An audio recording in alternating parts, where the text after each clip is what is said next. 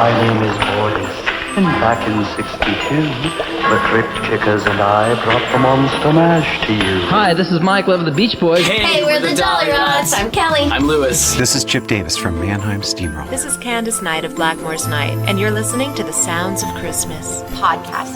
Hi, I'm Ken Kessler, and welcome to the Sounds of Christmas podcast. If you're new to this podcast, I want to start by saying thanks for joining us. If you're not new, welcome back. Either way, I'm glad you're here. Now, to avoid any confusion, I want to start off by saying there won't be any music played here. This is a place for conversation. I'll talk about Christmas music and some related topics, sometimes by myself and sometimes with guests. If you're looking for music, just go to soundsofchristmas.com and click on the tree or the player on the front page or on the Listen Now page. We play the best variety of Christmas music all year long. Well, except in October, when we play the best variety of Halloween music. This is the kickoff of the second Sounds of Christmas podcast countdown, which I suppose makes it a tradition. For the next 10 days, I'll be reposting previous episodes, the top 10 most listened to and most downloaded. So yes, it's a rerun. In fact, it's technically the first of 10 days of reruns, all leading up to the new season of the Sounds of Christmas station on November 1st, and at least one brand new podcast episode here. But I wanted to make sure that that was clear up front. You may have already listened to this episode, and I'm not really adding anything new to it. So if you don't want to hear it again, you should stop listening now. Still here? Well, I tried. Here we go, number 10. 10. Number 10. The 10th most listened to and most downloaded episode of the Sounds of Christmas podcast is the most recent episode on the countdown. In fact, it was only released a few weeks ago. This episode kind of kicked off this year's switch to the Sounds of Halloween with a deep dive into the song Monster Mash. And here's most of that podcast. Our music this month is much different than what we normally play on the Sounds of Christmas. Throughout all of October, we're the Sounds of Halloween, playing spooky songs for the current season while we get hundreds of new Christmas songs loaded and ready to go. The philosophy behind the Sounds of Christmas is that there's a lot of great Christmas music out there, and most traditional radio stations stick to a tired, short list of songs that get played over and over. We play a very wide variety, and in addition to your favorites, we play some artists and some versions of songs that you may not be familiar with, but we think you're going to like them. We also do the same thing in October with Halloween music. For example, we play a song you probably know called Monster Mash. We play lots of versions of Monster Mash, and I'll get to that in a moment. But first, I wanted to share a little info about the song. The original Monster Mash was released as a single in August of 1962 by Bobby Boris Pickett. It was also released on Bobby's album of the same name, which included other spooky songs, many of which you'll also hear on the Sounds of Halloween.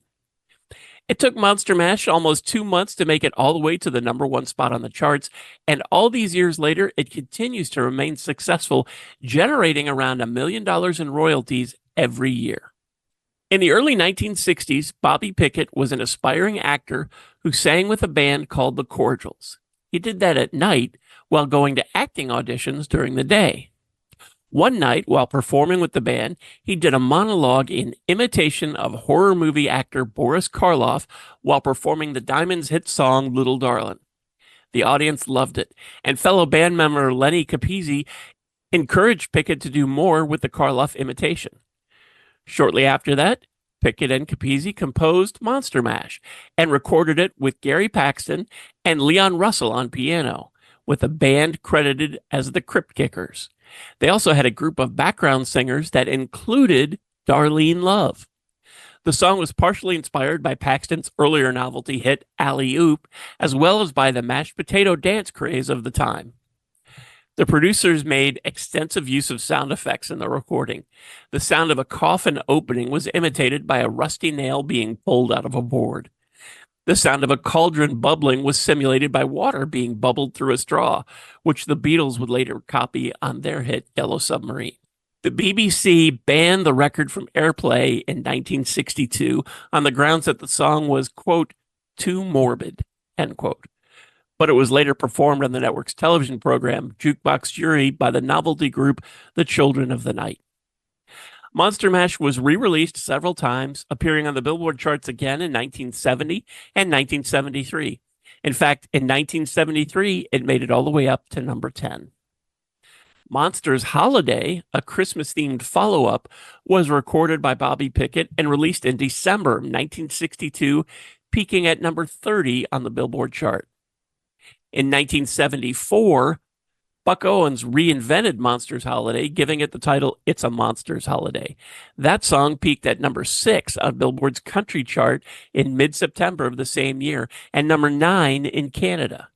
In 1985, as rap music became more and more popular, Pickett released Monster Rap, which describes the mad scientist's frustration at being unable to teach the dancing monster from Monster Mash how to talk. The problem is solved, so to speak, when he teaches the monster to rap. In 1989, Stuart Hirsch began managing Bobby Pickett. When he found out that Pickett did not own the master recording of Monster Mash, the two worked to record a perfect copy of the original Monster Mash just a few years later in 1993, and they used that to undercut the owners of the original track, Universal. According to Hirsch, the company was unconcerned with the song's legacy and was instead preoccupied with how much money they could get off of it. Pickett was missing out on thousands of dollars in licensing fees, but Hirsch and Pickett's goal was not just to make money. They wanted to help keep Monster Mash relevant. By making Monster Mash affordable to independent production houses, they ensured it would always have a place in culture. A movie musical based on the song starring Bobby Pickett was released in 1995. During the 2004 presidential election, Bobby Pickett turned the song into a campaign video and retitled it Monster Slash, with lyrics by environmental campaigner Peter Altman, in which he criticized President George W. Bush's environmental policies. There have been lots of covers of Monster Mash over the years, some by artists you know and some by names that may not be familiar to you. The first cover, I believe, was in 1964 by the Beach Boys. It appeared on their album, The Beach Boys Concert. The Bonzo Dog Doodah Band played a version in the UK on the TV series Do Not Adjust Your Set, and then later recorded a version for their 1969 album Tadpoles. In 1977, horror legend Vincent Price recorded a version as a single. Retro group Sha Na Na recorded a version in the 80s, and singer-songwriter Andrew Gold recorded a version for his Spooky Scary Skeletons album in the 90s. That version also featured Linda Ronstadt and Stephen Bishop. The punk group The Misfits also recorded it in the 90s, and then again in 2003. A few years later, Mannheim Steamroller recorded it for their first Halloween release. That same year, Hayseed Dixie also recorded it. Ray Stevens recorded a version in 2012, followed by the Dollyrots a few years later. And a few years after that, both Pomplamoose and Peter Hollins included Monster Mash in Halloween-themed medleys. It's also been covered by Arthur Brown, Faster Pussycat, Joe Bob Briggs, and Larry the Cable Guy. This past August, Alice Cooper released a version on the charity collection Solid Rock Revival Rock for Children. So it's quite possible that when you listen this month, you could hear a version of Monster Mash that sounds different than what you're expecting. We also have lots of versions of The Purple People Eater, besides the original by Sheb Wooley, including versions by George Thorogood and Judy Garland, not together. And musical interpretations of Edgar Allan Poe's The Raven by at least half a dozen artists, including the Alan Parsons Project and Lou Reed, also not together.